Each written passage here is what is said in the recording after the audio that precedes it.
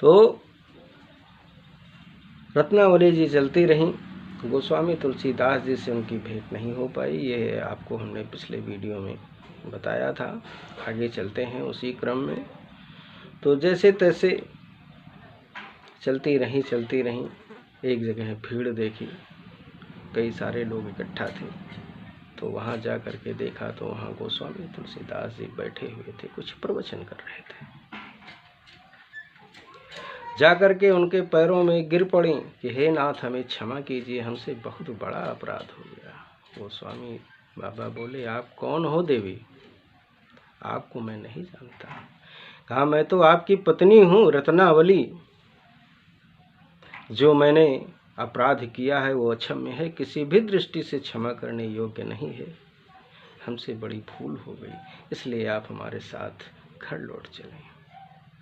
कहा, नहीं देवी, इस संसार में मेरा कोई नहीं, मेरी कोई पत्नी नहीं, मेरा कोई बच्चा नहीं, कोई संबंध नहीं। इस संसार में अगर कोई मेरा है तो वो प्रभु श्री राम हैं, उनके अतिरिक्त इस संसार में कोई नहीं है। इस प्रकार से गोस्वामी तुलसीदास जी ने त्याग दिया और प्रभु श्री राम के चरणों से अनुराग कर लिया। फिर लौट गए अपने गुरु के पास। इसीलिए कहा जाता है कि हमारे जीवन में गुरु का बड़ा महत्व होता है, क्योंकि बिना गुरु के हमें ज्ञान प्राप्त नहीं होता। किसी भी क्षेत्र में आप चले जाएं, गुरु तो करना ही पड़ता है भाई, क्योंकि बिना गुरु के हमें मार्गदर्शन नहीं मिलता। और गुरु जब हमें सही दिशा देता है तो हमारी दशा अपने आप बदल जाती है।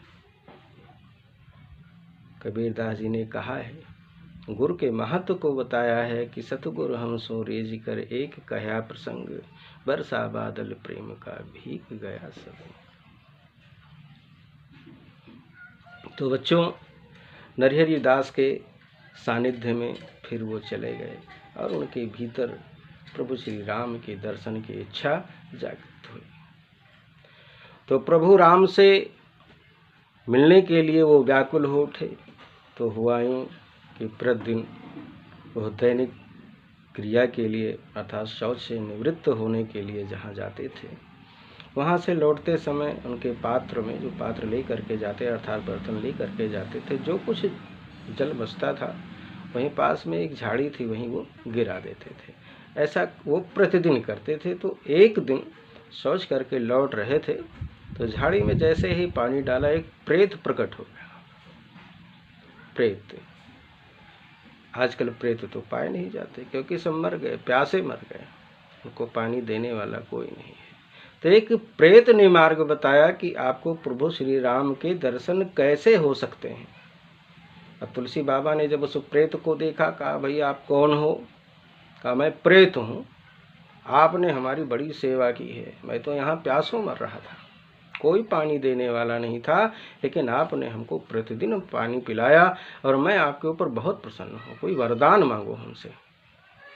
कहा, यदि वरदान ही देना है तो मेरी एक इच्छा है कि प्रभु श्री राम के दर्शन हो।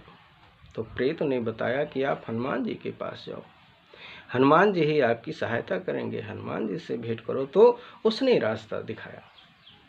इस प्रकार से गोस्वामी तुलसीदास, चूँकि बहुत विस्तृत रूप से हम नहीं कह सकते, क्योंकि बहुत विस्तृत रूप से कहेंगे तो बहुत समय लगेगा, इसलिए हम संक्षिप्त में ही आपको लिए चलते हैं। तो चलते चलते हनुमान जी से भेंट हुई। जिस स्थल पर उसने बताया था, प्रेत ने वहाँ पहुँचे, हनुमान जी का स्मरण किया। तो प्रतिदिन तुलसी बाबा कथा कहते थे। तो कथा कहते थे तो वेश बदलकर हनुमान जी कथा सुनने प्रतिदिन आते थे।